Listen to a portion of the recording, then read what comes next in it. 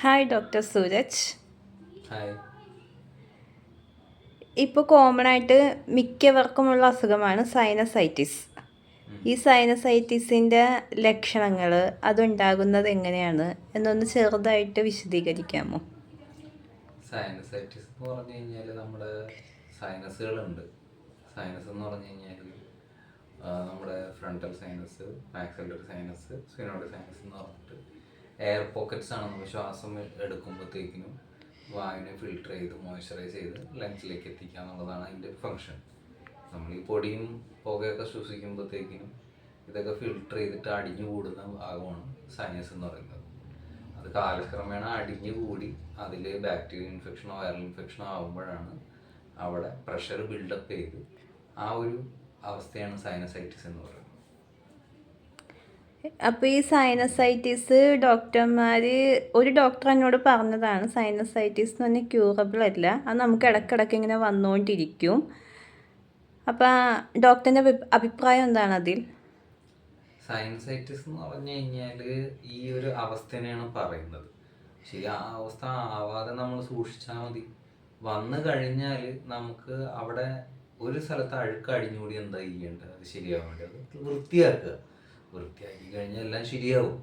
അതുപോലെ തന്നെ ഇത് വൃത്തിയാക്കുന്ന ഒരു പ്രക്രിയയാണ് നമ്മുടെ നസ്യകർമ്മം എന്ന് പറഞ്ഞിട്ട് ആയുർവേദത്തിൽ പറഞ്ഞിട്ടുള്ള ഒരു കാര്യം.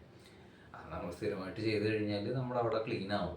ഇപ്പം എത്ര പഴയ സൈനസൈറ്റിസ് ആണെങ്കിലും ശരി, അത് ഓരോ കാലഘട്ടം കഴിയും തോറും പഴകും തോറും അതിൻ്റെ ഒരു അവസ്ഥ ഭയങ്കര സിവിയറായിട്ട് മാറിക്കൊണ്ടിരിക്കും. അപ്പം അത് അതിൻ്റെതായ കാലതാമസം എടുക്കുമെങ്കിലും പൂർണ്ണമായിട്ടും മാറ്റാൻ പറ്റാത്തതായിട്ടുള്ള ഒരു അസുഖമല്ല സൈനസൈറ്റിസ്. കൃത്യമായിട്ടുള്ള ചികിത്സ ചെയ്ത് കഴിഞ്ഞാൽ അത് മാറിക്കിടും. അല്ലാതെ വെറുതെ നമ്മൾ ഇപ്പം ലക്ഷണത്തിനെ ചികിത്സിച്ച് കഴിഞ്ഞാൽ ഒരിക്കലും മാറില്ല. സൈനസൈറ്റിസ് കാരണം തലവേദന വരും.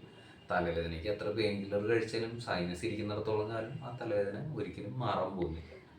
അതാണ് ഇതിൻ്റെ പിന്നിലുള്ളൊരു കാര്യം. നമ്മൾ പ്രശ്നം എന്താണെന്ന് കണ്ട് അതിന് ശരിയായ ഒരു സൊല്യൂഷൻ ചെയ്താൽ നമുക്ക് പെർമനൻ്റ് ആയിട്ടുള്ളൊരു സൊല്യൂഷൻ കിട്ടും. ചെയ്യാത്തത് കൊണ്ടാണ് നമുക്ക് സൈനസ് മാറാൻ പറ്റത്തില്ല എന്ന് പറഞ്ഞിട്ട് കാര്യം. സൈനസൈറ്റിസും മൈഗ്രെയിനും തമ്മിലുള്ള വ്യത്യാസം എന്താണ്? രണ്ടും തലവേദന തന്നെയല്ലേ? സൈനസൈറ്റിസ് ഒരിക്കലും ഒരു തലവേദനയല്ല. സൈനസൈറ്റിസ് കാരണം നമുക്ക് തലവേദന വരുന്നേ ഉള്ളൂ. പക്ഷെ സൈനസൈറ്റിസ് കാരണം വരുന്ന ഒരു തലവേദന ഒരിക്കലും ഒരു മൈഗ്രെയിൻ അല്ല. പക്ഷെ അത് മൈഗ്രെയിൻ ആയിട്ട് മാറാൻ സാധ്യതയുണ്ട്. അത് ഏതൊരു തലവേദനയാണെങ്കിലും. ഇപ്പം തലവേദന എന്ന് പറയുന്നത് വളരെ വളരെ വലിയൊരു സാധ്യതയുള്ള കാര്യമാണ്. കാരണം പല പല കാര്യങ്ങൾക്കും നമുക്ക് തലവേദന ഒരു ലക്ഷണമായിട്ടാണ് പറഞ്ഞു വെച്ചിരിക്കുന്നത്. ഇപ്പം മലമുറുക്കം ഉണ്ടെന്നുണ്ടെങ്കിലും തലവേദന വരാം, കണ്ണിന് എന്തെങ്കിലും പ്രശ്നം ഉണ്ടെങ്കിൽ തലവേദന വരാം, മൂക്കിൽ എന്തെങ്കിലും പ്രശ്നം ഉണ്ടെങ്കിൽ തലവേദന വരാം, ചെവിയിൽ എന്തെങ്കിലും, അങ്ങനെ ഒരുപാട് കാര്യങ്ങളുണ്ട്. സ്ട്രെസ്സ്, ഉറക്കമില്ലായ്മ, BP, ഇതിനൊക്കെ തലവേദന വരാം.